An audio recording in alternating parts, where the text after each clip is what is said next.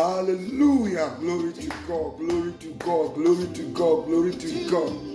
Oh, today as we continue with healing school, and as I study my scriptures, the more I study, the more I get confident that there is no devil hatched from hell that can overtake us. The church is indestructible, incorruptible, indefatigable, indomitable. We are a city set on the hill.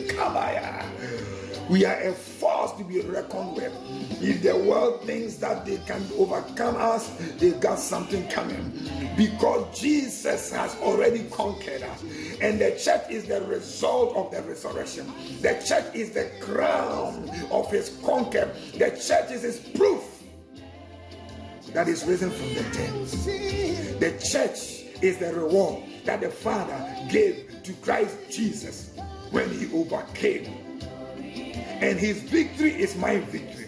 His victory is your victory. The Bible says that if any man be in Christ, he is a new creation. The question is, what is the difference between the old creation and the new creation? Should the new creation be subject to the things that the old creation is subject to? No, absolutely no. 1,000 times no. Believers must recognize who they are in Christ and their inheritance in Christ and walk in it. Because if we sit there like that, the Bible says that while men slept, the enemy sowed wheat. While men slept. While believers take their eyes off the word of God, while believers focus on what the world is saying, Satan is making progress. But I want us to be I want our eyes to be wide open. As we look at the scriptures, we recognize who we are. And for me, I cannot know this truth and be afraid. I cannot know this truth and be fearful. No, Jesus says, fear not, only believe. Kabaya. There's no room for fear. He said, only believe, and your daughter shall live. Everything that is dead in your body will come alive as you have your faith in Christ Jesus and not in the systems of the world. Ephesians chapter 2 verse 1. And you were dead in the trespasses and sins, in which you once walked, in which you once conducted yourself. You regulated your lives by sin and trespasses once upon a time, following the course of this world. The Bible says that Satan has charted a path that everybody in the world is following. In the realm of sin and trespasses, everyone is Satan's slave. The Bible says that the prince of the power of the air is a spirit that is now at work in the sons of disobedience. Satan was actively working in us, leading us to please our body and our mind. We have become subjects, living for our bodies, living for our mind. Living in the realm of sin, we were Satan's slaves. He drove us however he wanted. The Bible says, among whom we all once lived in the passions of our flesh, carrying out the desires of the body and the mind, and were by nature children of wrath like the rest of mankind. But, verse 4, Ephesians 2 verse 4, look at how it pivots. Now, Apostle Paul has told us about our past, the old creation. He said the old creation lives in the realm of sin and trespasses, and in that place he is dead to God. He is cut off from God and everything that pertains to God. But something happened. In verse 4, it said, but God, being rich in mercy, because of the great love with which he loved us, even when we were dead in our trespasses, made us alive together with Christ. Oh my goodness. Alive together with Christ. By grace you have been saved. From where? From the realm of the dead and trespasses, from the camp of Satan. from the jurisdiction of Satan, from the domain of Satan. The Bible says when God demonstrated his love in Christ Jesus, and we put our faith in him, we died with him, we rose up with him, and we are seated together with him. We are no longer in that realm where Satan exercises dominion. We have now been united with Christ. Jesus is the head. We are the body. It's not possible. Satan no longer has jurisdiction over us because we are now in the realm of life.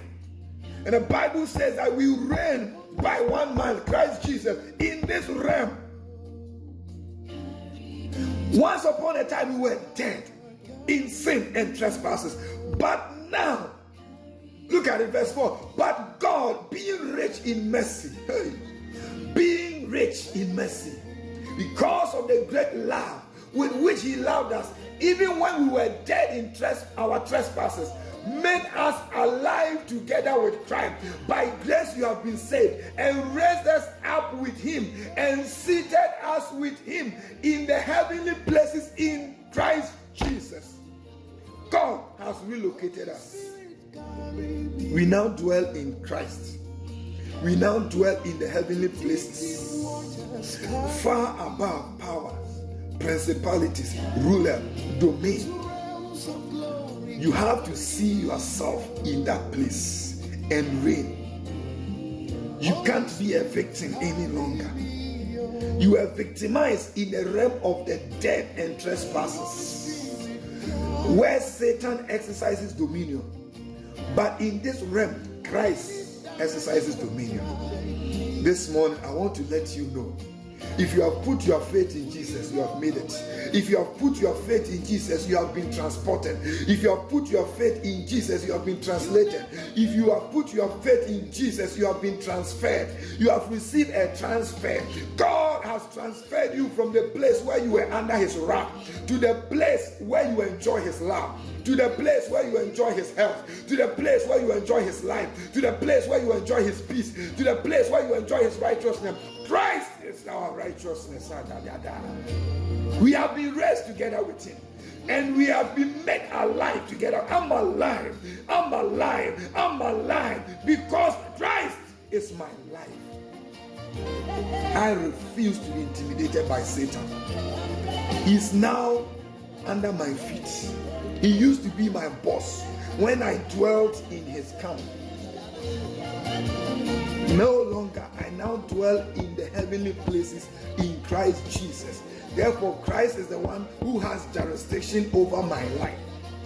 Satan has lost his ability to govern my life. He has lost his power to govern my life. Therefore, I will resist him every day, every second, every minute. Bible says, resist the devil and he will flee. If you embrace him, he won't go anywhere. In the name of Jesus, we rise up against every satanic activity. We cut it off in Jesus' name. I pray for you in the name of Jesus, and by the power of the Holy Ghost, be healed in your body, be cleansed in your blood, be strengthened in your bones. Walk in faith, walk in victory, walk in power. Don't be afraid, only believe. Christ is your righteousness. In Christ you have been transferred. In Christ you have been translated. In Christ you live in the realm of life. No more to be intimidated. Let no virus intimidate you.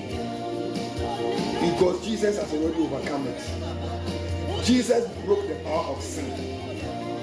And all sickness and disease came about because of sin. If the tree has been uprooted, the branches will die. Therefore, if Jesus has conquered sin, sickness has been conquered. Walk in faith. Accept the good news. Take your place. Take your stand. Remember that your body is the temple of the Holy Ghost. It is God's house. Satan has no business. It is not Satan's warehouse. He cannot keep diseases in there. He cannot keep demons in there. He cannot have demonic activity in there. We refuse to let Satan trespass on God's property.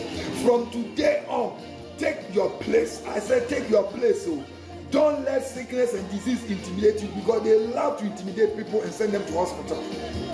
If you feel any pain in your body, lay your hand and say, in the name of Jesus, be healed. My body, comply to the word of God. Comply. In Jesus' mighty name. You have been transferred.